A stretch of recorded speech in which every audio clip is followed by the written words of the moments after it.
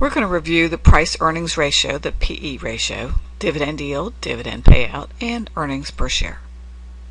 So earnings per share is net income minus preferred dividends over the weighted average common shares.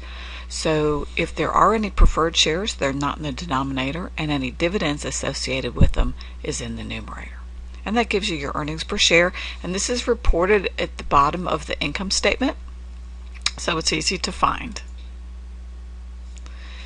Price earnings ratio uses that earnings per share that you get from the bottom of the income statement, and it compares it in the ratio to what the market price of this stock is.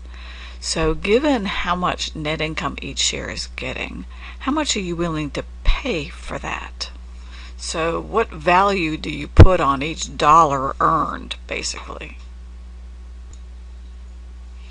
Let's look at the PE ratio here for Tootsie Roll Industries.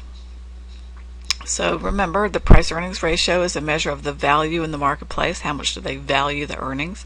Another way to think about it is, what does it cost you to buy that earnings stream?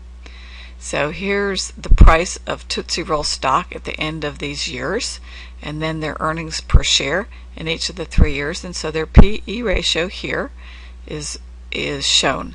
And we've compared it here to the industry PE ratio for the food industry and also to their closest competitor, Nestle's. So they're not valued as highly as some of the other food industry participants, but their earnings are considered more valuable than Nestle's. And that value is based on the market's feeling of how consistent these earnings are, how likely they are to grow, and how likely they are to turn into dividends. And that requires forecasting that's unique to the analyst. Alright, let's look at dividend yield and dividend payout. Dividend payout is what percentage of what was earned was actually paid in a dividend.